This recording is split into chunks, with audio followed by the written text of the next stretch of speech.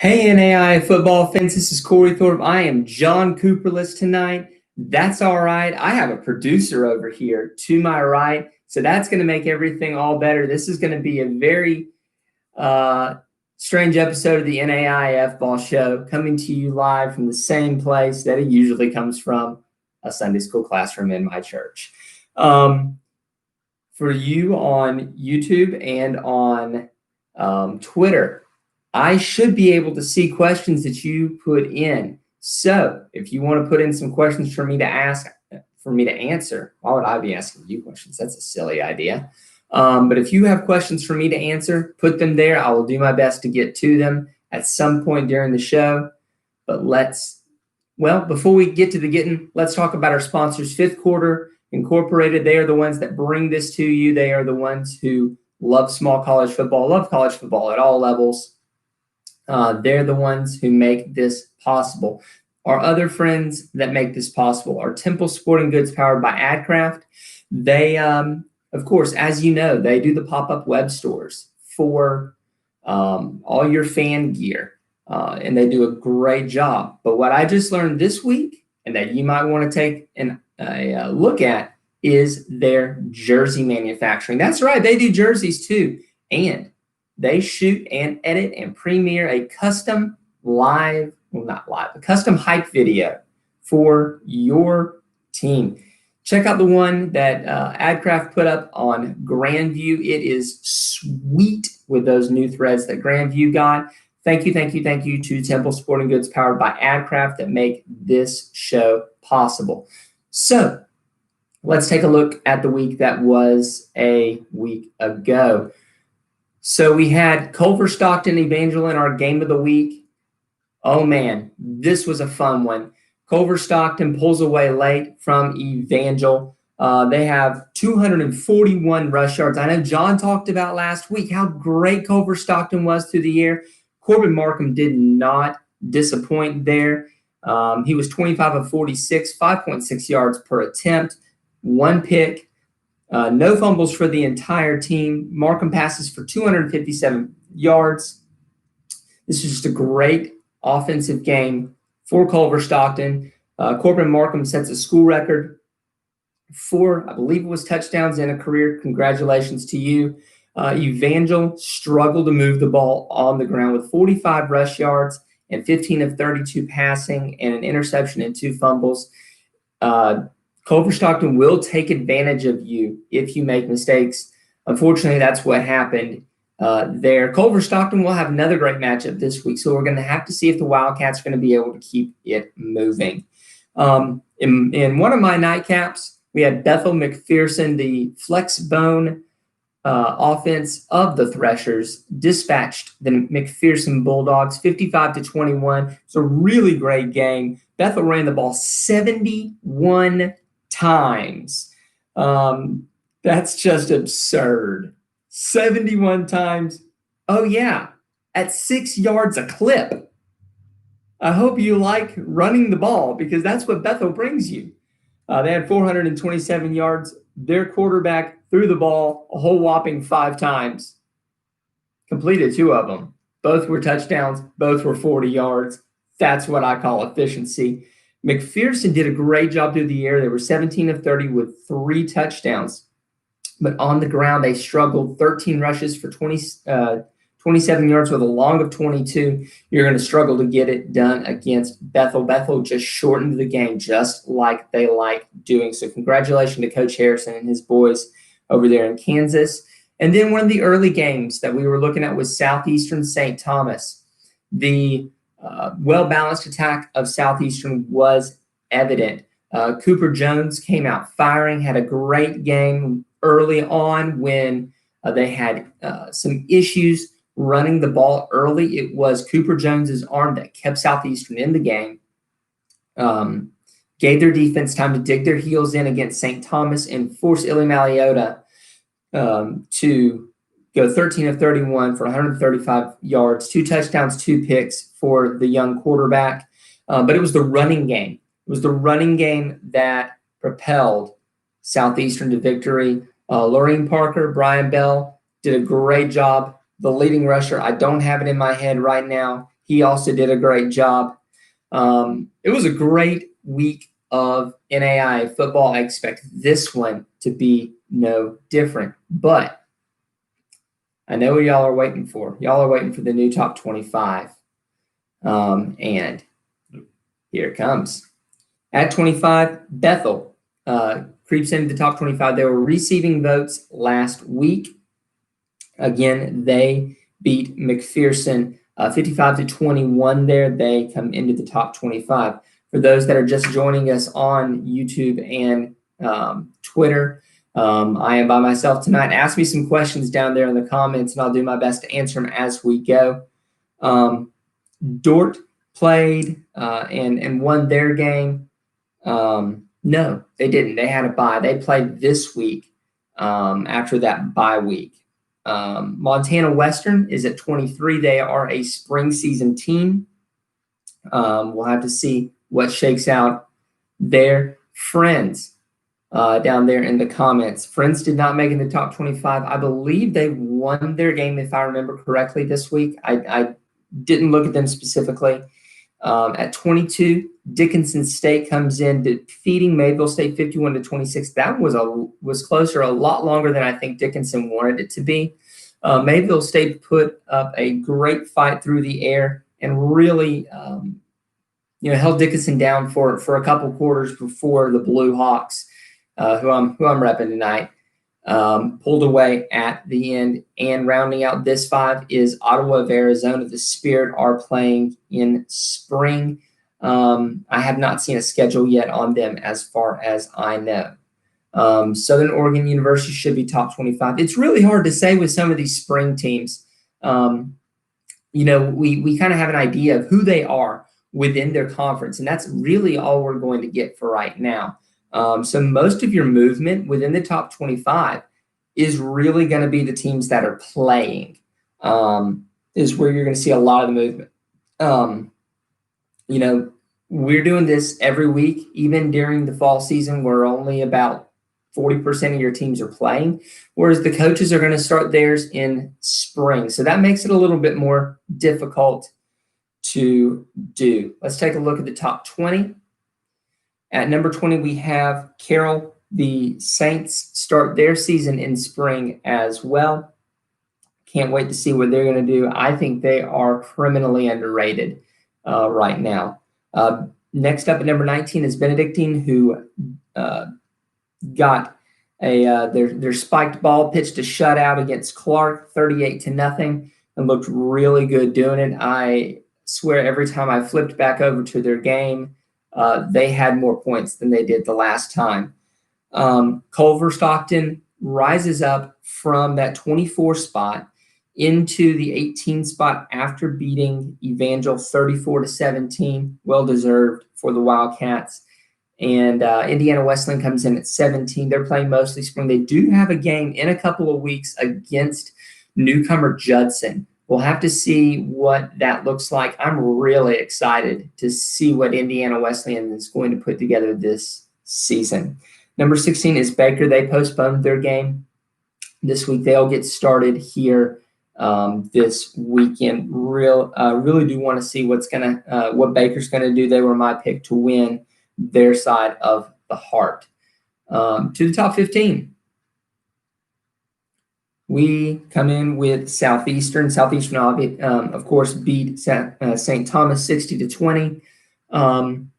Really, we're all waiting on that October 10th matchup with Kaiser to see who's gonna rise to the top in that Sun Division of the Mid-South Conference, to see who's really going to be the big one, the big boy of the bunch. Kaiser obviously is a little further up this poll than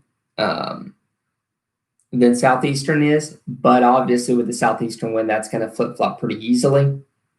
Reinhardt is playing in the spring as well. I saw some pictures from their practice. They look good with their really flexible flex bone. They'll get on to me for saying they run the triple option. At me in the comments. College of Idaho comes in at 13. They are also playing the spring season. It will be very interesting to see how they recoup from a year ago where they lost a lot of starters Next up is St. X. St. Xavier also plays in spring. Like to see how they're going to play, especially against the rest of their division there. Really excited for them. I'm also excited for Siena Heights. They come in at number 11 here. That Mid-States Mid-East is a bear. We say it every week. We mean it. I can't wait for them to start playing because that'll be when we'll really see how this shakes out. As they have, let me see, 1, 2, 3, 4, 5 members of the top 25 in our poll are from the same division, that Mid-East. Once they start playing and once all that gets decided, the poll will shake itself out. So let's take a look at the top 10. Coming in at number 10, we have Northwestern rises a couple spots after beating conference foe Dakota Wesleyan 50-16. Was a really good, well-rounded game for Northwestern. Just lighting up the scoreboard. They held Dakota Wesleyan down until late, where they scored a couple of times there. I really liked what I saw out of Northwestern. At number 9 is Cumberland's. They're playing in the spring season. Looking forward to that Bluegrass division between them and Lindsey Wilson to see who's going to rule the state of Kentucky. At number 8, we have Kansas Wesleyan, who in their 110th matchup against the Bethany Terrible Swedes, they won 59-34. That's impressive to have played a team 110 times. That's some history there. Those teams in the Kansas and Iowa portion of the NAIA are super, super old. You want to go find some good NAIA history, go look up Baker, go look up Bethany. You're going to find some really cool stat lines. And coming in at number 7 are the Kaiser Seahawks. The Seahawk Fast beat Weber 52-7. It was probably about the third quarter where Weber scored, and everybody remarked because that was the first touchdown that Kaiser had allowed all season. Let's take a look at the top 5. Yes, I know I omitted 6. That's because we've got a tie for 5th between St. Francis and Coach Donnelly's squad and Concordia of Michigan. Obviously, Mid-States, Mid-East foes there. We'll see what we get from the Mid-East as we go. But right now, I kind of like them tied for 5th. That's about right in my mind. Number 4, you've got Lindsey Wilson. Coach Oliver and his squad are playing in the spring. Marion at number 3 is playing in the spring. There's not going to be too terribly much going on in the top 5 or 6 area because 4 of those teams playing in the spring. Grandview postponed their game. They're going to be getting started this week. They have a great matchup as well. That's going to be one of my games of the week, and can't wait to see them start off there. And earning back all the first place votes is Morningside, who dispatched Midland on the road 42-7. It's a great game from Joe Dolanchek, Reed Juergensmeyer, and Coach Ryan's squad there. Just a really solid game for them. So with that, let's take a look at the 417 helmet stickers of the week. Let's talk about our sponsor, 417 Helmets. 417 does a great job on creating full-size helmets, miniature helmets. If I had half a brain, I would have brought my U-Pike mini helmet. It's a great piece for the office, for the dorm room. It's 2020 has been a long year, but Christmas is just around the corner, only about 4 years from now. Get them as a memento for a parent or a brother or sister that plays NAIA football or played NAIA football to remember their time playing football by, or just buy it for your man cave or your office. They do a great job. They also do custom stickers. So if you want to get up with them about the custom stickers, find them at 417 Helmets on Twitter. Let's hand out some helmet stickers first for the offense. We just talked about the offensive performance of Morningside. For my offensive helmet sticker, I'm going with Reed Jurgensmeyer. He caught 167 yards worth of passes and 5 touchdown catches. That that gave quarterback Joe Dolancheck the record for single game passing touchdowns, and they were all to one man, Reed Jurgensmeyer. Congratulations, Reed. You're our Week 3 helmet sticker earner. On defense, we're going to Dakota State, and we're going with Noah Goose, who, despite only having 1 tackle, he had 2 pick sixes. I'll take that. That's 14 points. 14 tackles is nice. 14 points is better. Congratulations, Noah. You are our defensive helmet sticker earner for Week 3. Reminder, ask questions if you have them there. I'll see them hopefully, and we will answer those. But otherwise, let's go to our games of the week for this upcoming week. My game of the week to do is Culver Stockton at 18 versus Benedictine at 19. How will Coach Wilcox's team rebound from a year ago where they lose their 2 top running backs and their quarterback? They do bring back a lot on defense. But, how will Culver Stockton respond to an emotional game against Evangel? Will they be able to get up for another top 25 game? We'll have to see. I'm excited for it. I love these early season top 25 matchups. It really helps us figure out where we are in the polls. That's going to be a good one. The next one, Grandview at Evangel, is going to be a good one. Evangel is going to be a little mad about their performance against Culver Stockton. Will the Grandview defense be able to hold that down? Last year when these two met, there was, shall we say, a little bit of controversy. I'd like to see a game where the refs don't have to get involved as much, to where it doesn't come down to a last-second pass interference penalty to see who wins this one. I'm going to go with Grandview in this one. I'm going to go with Culver Stockton in the first one. I like what Culver's got this year. Grandview's defense is just absurd. They're one of the best, if not the best, in the NAIA defensively. And then for our third game, we have Dickinson State versus Valley City State. Valley City State beat my pick for the North Star Conference this last week. They beat Waldorf. Now can they go up to Dickinson? Can they beat the Blue Hawks on their own brand new turf? If Dickinson has anything to say about it, it won't happen. I'm taking the Blue Hawks here. I think it'll be a closer game, obviously, than the one against Mayville. We'll see. The North Star seems extremely close this year in the top several 3 or 4 teams. There's really close between the two of them. All right. If there's any questions, now is the time to ask those questions. Go ahead and flip the slide. So we'll wait a second here. I can't wait for spring season. I'll say that to get the other about 60% of the NAI going. May 10th is going to be a fun time in Grambling, Louisiana.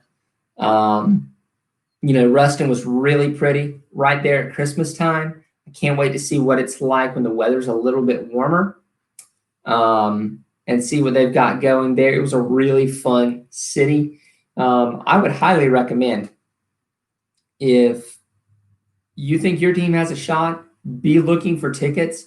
That was a fun game in a pretty decent stadium for by NAI standards. You've got a great museum there at Grambling, talking about their history and the history of HBCUs in the South.